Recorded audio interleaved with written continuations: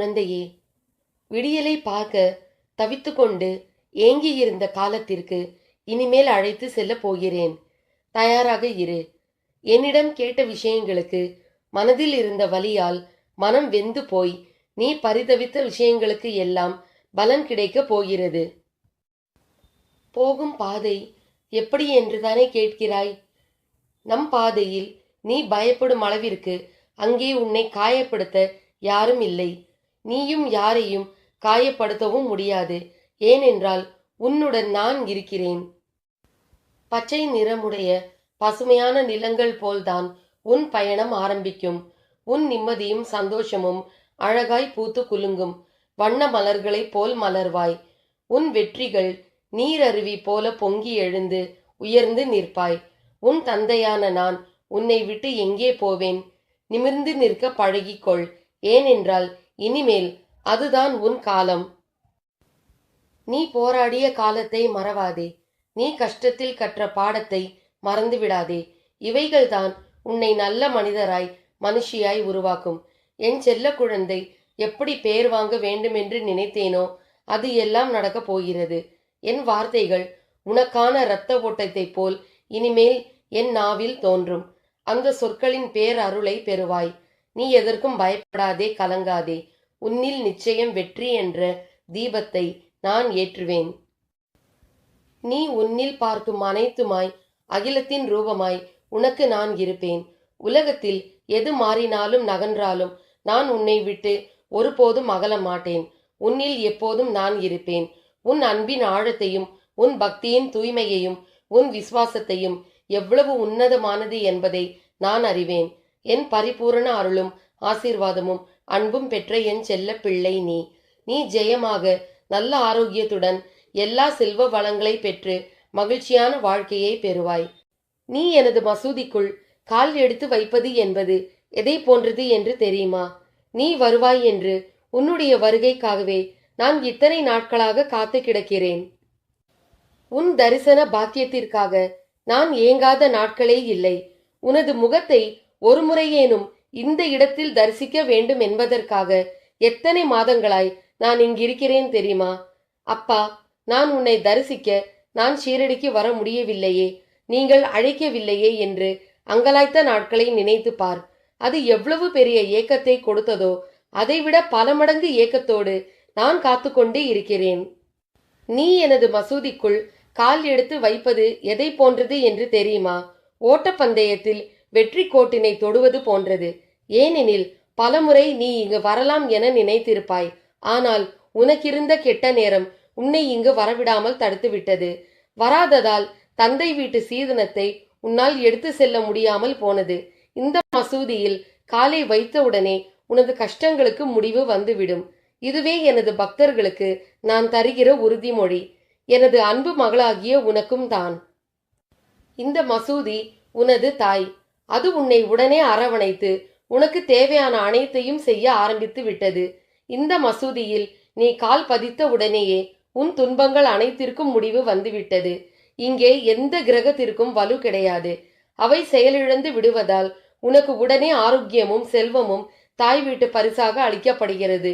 இந்த ரகசியத்தை தெரிந்து கொள்ளாத பலர் என்னை ஒரு காட்சி பொருள் போல வந்து பார்த்துவிட்டு செல்கிறார்கள். மகளே, எனது உதி மிகவும் சக்தி வாய்ந்தது என்பதை அறியாமல் அதை ஒரு சாம்பல் என நினைத்து அலட்சியம் செய்கிறவர்களுக்கு அந்த உதி என்ன செய்துவிட முடியும்? அது எனது யோக சக்தி என்பதை உணர்ந்து பயன்படுத்துகிறவர்களுக்கே பலன் தரும். அதுபோலத்தான் என்னை ஒரு காட்சி பொருள் போல் நினைத்து கொள்கிறவர்களும் என்னிடமிருந்து எந்த பலனையும் பெற முடியாது. உன்னை போல் என்னையே சிந்தித்து எனக்காக தன்னையே அர்ப்பணித்து உண்மை அன்புடன் என்பால் லயமாகிறவர்களுக்குத்தான் நான் பலன் தரக்கூடிய கற்பக தருவாக காமதேனுவாக இருக்கிறேன்.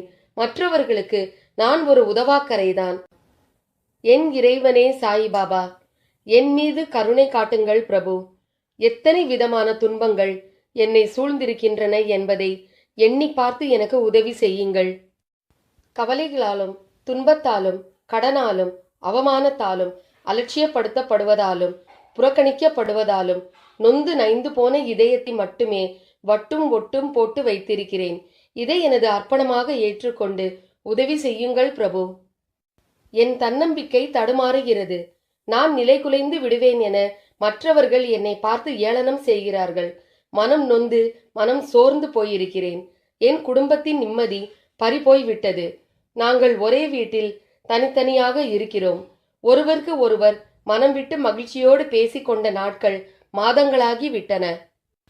என் கையை வைத்தே கண்களை குத்தச் செய்த நிகழ்வுகளால் தத்தளித்துக் கொண்டிருக்கிறேன்.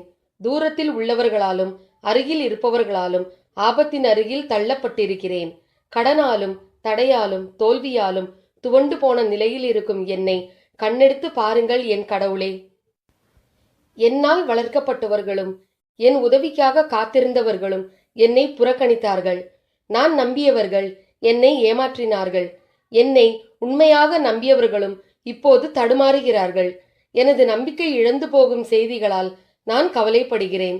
தேற்றுவார் யாருமின்றி தத்தளிக்கிறேன்.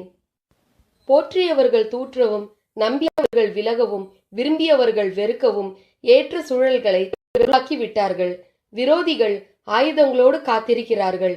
துரோகிகள் நான் வரும் வழியில் பள்ளம் தோண்டி அதை இலைகளால் மூடி மறைத்து என்னை வீழ்த்திட பதுங்கி இருக்கிறார்கள். ஆபத்தில் கதறிட கூப்பிட்ட கஜேந்திரனை போல கூட கத்த முடியாமல் துக்கத்தால் அடைப்பட்ட தொண்டையுடன் மனதுக்குள் கதறுகிறேன். என் இறைவனே சாயிநாதா, என்னை கைவிட்டு விடாதீர்கள். பூர்வங்களில் உங்களோடு இருந்ததையும் உங்கள் நாமத்தையும் இடைவிடாமல் உச்சரித்து கொண்டிருந்ததையும் மறந்து விடாதீர்கள். நான் உங்களையே எனது பலமாக கொண்டிருக்கிறேன். என்னை தாக்க வருவோருக்கு உங்களையே கேடயமாக காட்டி என்னை காப்பாற்றிக் கொள்ள முனைகிறேன். எல்லோரும் கைவிட்டாலும் பெற்றோர் உடன் பிறந்தோர் வெறுத்து ஒதுக்கினாலும் என்னை மாறாத அன்புடன் நேசித்து உதவி செய்கிறவர் நீங்கள் என்பதை பிறருக்கு தெரியப்படுத்துங்கள்.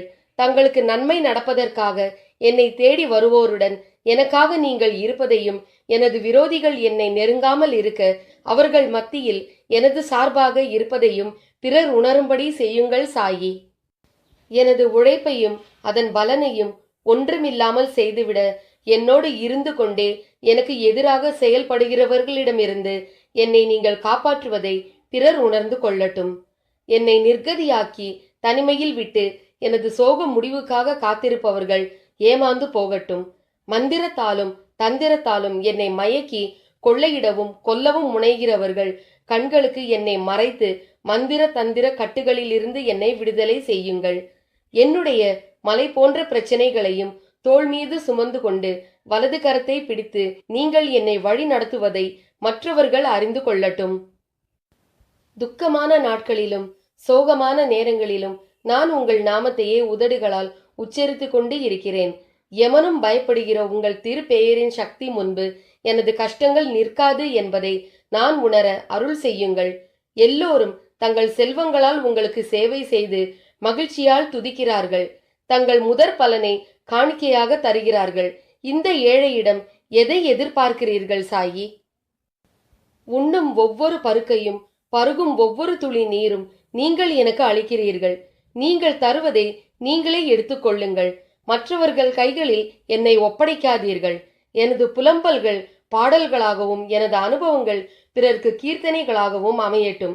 நிலைத்த பக்தியும் நீடித்த பொறுமையும் கடுமை காட்டாத முகமும் புறங்கூறாத இதயமும் எனக்கு தந்தருளும். என்றென்றைக்கும் உங்களுக்காக காத்திருக்கின்ற கண்களை தந்தருளும். நீங்களே எனது புகலிடம் என்பதை மற்றவர்கள் உணர்ந்து கொள்ளும் வகையில் எனக்குள் மாற்றத்தை தாருங்கள் சாயிநாதா. இந்த பிரார்த்தனைகளோடு தங்கள் திருவடிகளை சரணடைகிறேன். ஜெய் சாய்ராம்.